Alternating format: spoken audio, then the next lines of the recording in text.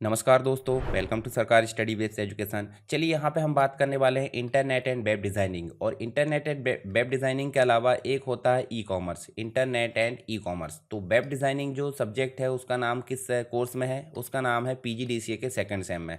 और e commerce वाला जो कोर्स है उसका नाम किस में है, मतलब जो सब्जेक्ट है उसका नाम जो है डीसीए सेकंड में है। तो यहाँ पे सिलेबस का मतलब सिलेबस तो लगभग सेम मिलेगा, नाम बस थोड़ा सा चेंज है। तो इसमें टोटल मिलती है हमको 5 यूनिट, और पाँचों यूनिट के अंतर्गत हमको क्या करना है, बहुत सारा इंपॉर्टेंट क्वेश्चन देखना है यहाँ पे, जो आपके लिए एग्जाम के लिए बहुत ही कारगर होंगे, और उसी से रिलेटेड रिवीजन करना है। अच्छा, इंटरनेट एंड वेब डिज़ाइनिंग या वेब डिज़ाइनिंग किस में मिलेगा आपको? सीएसएस, आपको एचटीएमएल मिलेगा, सीएसएस मिलेगा, और जावास्क्रिप्ट। ये आपको मिलेगा कहाँ पे?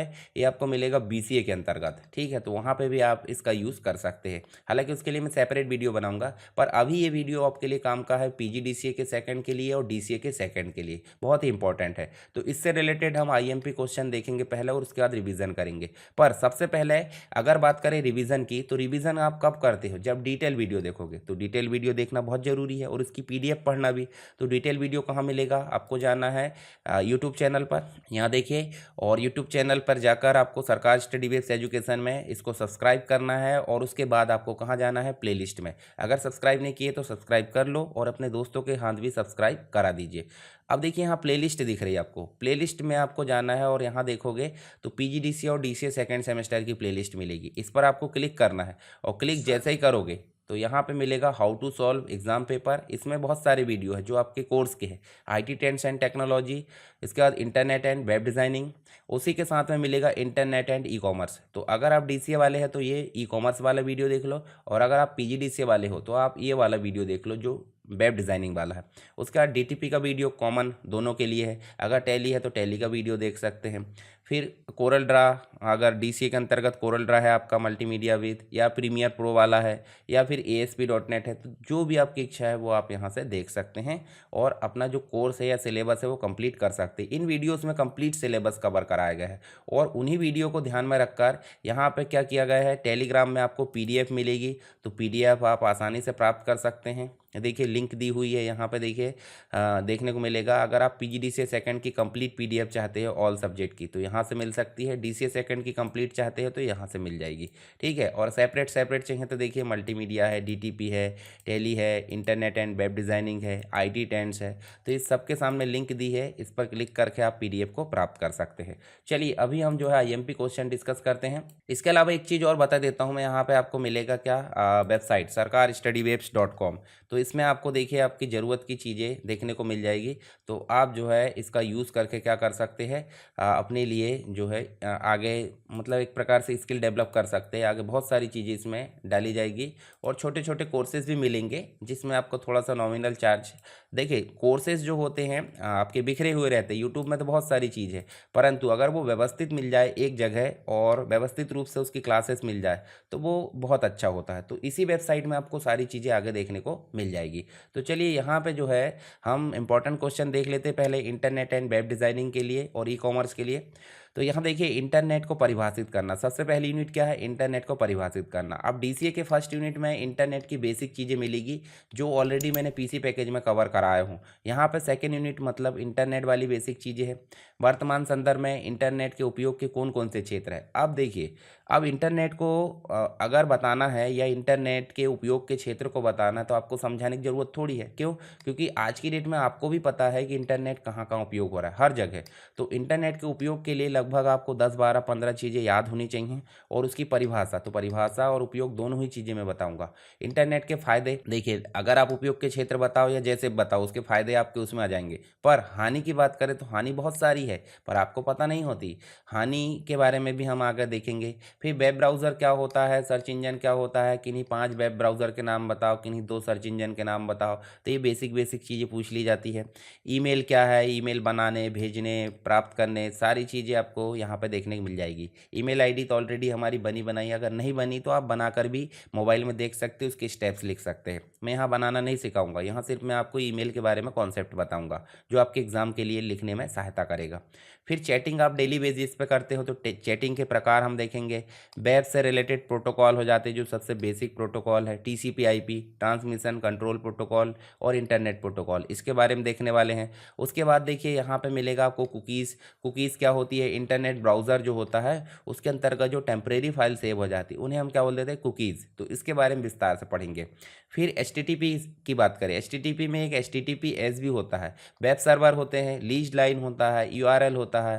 तो URL के बारे में देखेंगे। लीज लाइन एक इंटरनेट कनेक्शन है जो कि लिस्ट पर लिया जाता है। उसके बाद सेकेंड यूनिट की अगर बात करें, सेकेंड यूनिट में मुख्य रूप से आपको मिल जाता है HTML, hyper text markup language. तो मुख्य रूप से HTML क्या है, उसकी विशेषताओं को बताना है और उसके जितने भी टैग हैं, HTML के जितने भी टैग है उन टैग को आपको विस्तार से पढ़ना है। अब विस्तार से क्यों पढ़ना भाई? किसी भी टैग से रिलेटेड क्वेश्चन आ जाता है। उदाहरण के लिए फॉर्म और फैम क्या है, ये बेसिक चीज़ है। HTML की सहायता से वेब पेज बनाओ, या फिर ऐसे आपको फॉर्म दे देगा और इस फॉर्म की आपको कोडिंग लिखना है, तो ये मैं अभी सिखाऊंगा आपको।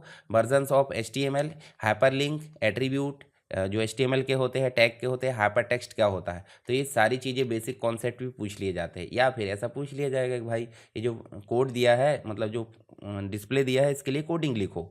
उसके बाद HTML में इमेज टैग क्या है, तो ये सेपरेट भी पूछ लेगा। जैसे हमने लिखे IMG और SRC लिखे और डबल लगा के आपने क्या कर दिए? कोडिंग कर दिए। तो ये हो जाता है आपका IMG SRC इमेज के लिए। वेब पेज कैसे सेटअप करें, वेब पेज में टेबल, भाई वेब पेज कैसे बनाएं ताकि वो वेब पेज के जैसा दिख सके, और वेब पेज में टेबल बनाने या टेबल उपयोग करने के लिए टैग बताओ। तो ये चीज़ भी आपको देखने को मिल जाती है। इसके बाद नेक्स्ट आपको देखने को क्या मिलता है? लिस्ट टैग मिल जाता है। लिस्ट टैग बोले तो जो भी आपको देखने को मिलेगा HTML में, तो लिस्ट टैग है, पैराग्राफ है, न्यू लाइन कैसे लाते हैं, ठीक है, पेज जिसे हम BR कहते हैं, BR के द्वारा न्यू लाइन लाते हैं। Insert blank spaces, blank space कैसे यूज़ करना है। हेडिंग टैग है, टेक्स्ट की रैपिंग कैसे करना है, नेस्टेड रैपिंग, नेस्टेड टेबल, ये सब HTML के टैग है। जैसे एम्फेसाइज टैग है, इमेज टैग है। तो ये जितने भी टैग हैं, हम सारे टैग के बारे में अच्छे से डिस्कस करेंगे और मैं आपको बनाना भी सिखाऊंगा किस प्रकार कोड लिखते हैं, ठीक है, और एग्जाम में कैसे लिखेंगे। इसके अलावा थर्ड यूनिट में आपको मिल जाती है CSS, और CSS के बाद मिल जाती है जावास्क्रिप्ट, ठीक है। तो इन दोनों के बारे में यहाँ बात करना है। तो CSS क्या है? CSS के लिए आपको विभिन्न प्रकार के कोड, उसके एट्रीब्यूट, प्रॉपर्टीज़ के बारे में पता होना चाहिए। CSS के आपको टाइप्स पता होना चाहिए। अब टाइप्स कौन कौन से हैं भाई? इनलाइन है, इंटरनल है और एक्सटर्नल है। ये तीन CSS के बारे में बात करेंगे और तीनों को लगा कर देखेंगे। फिर नेविगेशन लिंक के बारे में देखेंगे, CSS में बॉर्डर क्या होती है। फिर जावास्क्रिप्ट क्या होती है, इसमें एरे क्या होता है, वेरिएबल्स क्या होता है, डॉक्यूमेंट ऑब्जेक्ट मॉडल क्या होता है, उसमें ब्रांचिंग और लूपिंग क्या होती है, सारी चीज़ देखेंगे। उसके बाद जावास्क्रिप्ट में और इवेंट वगैरह जो है उनके बारे में यहाँ डिस्कस करेंगे। जैसे कि प्राइम नंबर ज्ञात करने के लिए या जो अलग अलग प्रकार के कोड होते हैं उनको मैं टेलीग्राम पर डाल दूंगा, उसको आप लिख कर देख लो ताकि आपको जो है उन कोड के बारे में पता चल जाए। फिर भी अगर ना बने तो कोई ज़्यादा लोड नहीं लेना, क्योंकि देखिए एक क्वेश्चन रहता है उसके अथवा में दूसरा रहता है, पर हमको ऐसा सोचकर नहीं चलना। हो सकता है दोनों ही क्वेश्चन हमको ना बने, तो ऐसे में हमको सभी को अच्छे से पढ़ना है, ठीक है। इवेंट को उदाहरण सहित किन्हीं दो इवेंट को बताइए। यहाँ इवेंट जैसे ऑन क्लिक है, ऑन फोकस है, ऑन ब्लर है, ऑन लोड है, इनके बारे में आपको पता होना चाहिए। एक फंक्शन भी होता है सेल्फ इन्वोकिंग फंक्शन, जो जावास्क्रिप्ट में होता है, और एक फंक्शन होता है दिस फंक्शन। इन दोनों फंक्शन के बारे में हम बात करेंगे। एरे तो हमने देख लिए ऑलरेडी। अब फोर्थ यूनिट में जो इंपॉर्टेंट क्वेश्चन हो जाते हैं PGDCA के अंतर्गत, वो आपको देखने को क्या मिल जाते हैं? एडिटर से related. What you see is what you get. इसमें आपको जो HTML एडिटर है उनके बारे में बताना और किन्हीं दो HTML एडिटर के बारे में आपको यहाँ पर समझाना है। साथ ही स्टूडेंट वेब फॉर्म को बनाइए, यानी कि स्टूडेंट वेब फॉर्म को भरकर अपनी जानकारी फिल कर सके। किसकी सहायता से बनाना है? HTML की सहायता से।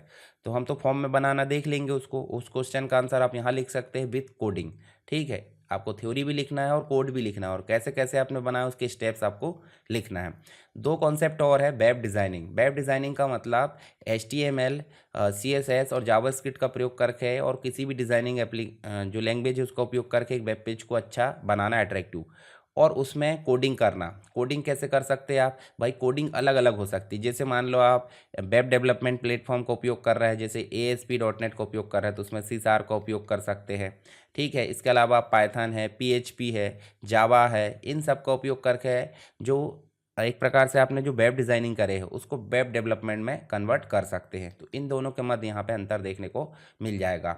इसी में एक HTML एडिटर होता है जिसे हम बोल देते हैं एक्सप्रेशन वेब, माइक्रोसॉफ्ट का है। हालांकि इसका सपोर्ट बंद हो गया है, ये लो लेवल का वर्जन है हमारे पास में। इसी का एक और हो जाता है एडोब ड्रीम वीवर, उसमें हम देखिए मैक्रोमीडिया बोल सकते हैं। ठीक है, ड्रीम वीवर ने मैक्रोमीडिया, तो मैक्रोमीडिया में हमको एक प्रकार से क्या मिल जाती है? HTML एडिटर की फैसिलिटी देखने को मिल जाती है। एक वेबसाइट में एक नया पेज बनाने, एक वेबसाइट से दूसरे वेबसाइट को लिंक कैसे करते हैं, ये सारी चीज़ यहाँ पूछा गया है। कुछ स्टेप्स पूछा गया है, जैसे कि इमेज को इंसर्ट कैसे करते हैं वेब पेज में, ईमेल लिंक कैसे क्रिएट करते हैं, किसी अदर वेबसाइट से कैसे लिंक करते हैं, और जो टेक्स्ट है उसको फॉर्मेट कैसे करते हैं इंसर्ट करके, टेबल बनाने, टेबल में स्टाइल जोड़ने, और CSS का उपयोग करके कोड लिखने के लिए यहाँ पे चीज़ें पूछी गई है। एक्सप्रेशन वेब की सहायता से क्या पूछा गया है? अल्टरनेटिव टेक्स्ट जोड़ने की फैसिलिटी यहाँ पे कैसे इंसर्ट करें इमेज के अंतर्गत, और नई साइट क्रिएट करने की चरणबद्ध प्रक्रिया यहाँ पे समझाना है। तो ये सारी चीज़ हम यहाँ पे देखेंगे। इसके अलावा 5th यूनिट में आपको मिल जाता है वर्डप्रेस से रिलेटेड चीज़ें, जिसमें आपको वर्डप्रेस क्या है, वर्डप्रेस एक CMS बेस्ड प्लेटफॉर्म है। ठीक है, कंटेंट मैनेजमेंट सिस्टम, इसमें पोस्ट है, पेज है, और पेज को कैसे बनाएं, कैसे हटाएं, ये सारी चीज़ें यहाँ दिखाई गई है। डोमेन नेम क्या होता है, उसका पंजीकरण की प्रोसेस क्या है। ठीक है, डायनेमिक स्टैटिक वेबसाइट के उदाहरण बताइए, होस्टिंग सर्वर में स्पेस कैसे लेते हैं। इसके अलावा आप देखोगे तो आपको जो क्यूट मतलब एक प्रकार से FTP है, फाइल ट्रांसफ़र प्रोटोकॉल होता है, उसके बारे में यहाँ पर दिखा गया है। कुछ एप्लीकेशन है जैसे फाइल जिला है, वेब स्पेस है, क्यूट FTP है, वर्डप्रेस है, तो इनके बारे में यहाँ देखा गया है। और वर्डप्रेस को कैसे इंस्टॉल करते हैं ये स्टेप्स पूछी गई है। तो यहाँ मैंने बताया आपको IMP क्वेश्चन, आई होप आपको समझ में आ गए होंगे किस प्रकार के क्वेश्चन पूछे जा सकते हैं। क्वेश्चन हालांकि आपको ज़्यादा लगेंगे, पर वही क्वेश्चन बार बार रिपीट होकर मैंने बताया हूँ, ताकि आपको कन्फ्यूज़न ना हो कि किस प्रकार से क्वेश्चन आ गया। क्वेश्चन भले ही अलग अलग प्रकार से आए, पर आंसर लगभग लगभग सेम रहता है बहुत सारे क्वेश्चन का। तो उसमें आपको कन्फ्यूज़न में बिल्कुल भी नहीं जाना है, आपको अच्छे से ध्यान से क्वेश्चन को पढ़ना है। और क्वेश्चन कभी भी कैसे पढ़ा करो? फर्स्ट यूनिट के क्वेश्चन पढ़ा करो, उसको हल करा करो, चाहे वो ऑप्शन मेन हो चाहे अथवा हो, दूसरा पढ़ा करो, दूसरे को हल करा करो, ऐसे चला करो। कंप्लीट क्वेश्चन पेपर पढ़ने से दिमाग कन्फ्यूजन में आ जाता है, तो वैसा काम नहीं करना है। तो इन क्वेश्चन को अच्छे से ध्यान में रखिए, इसी के बेस पर हम आगे रिवीजन करने वाले हैं।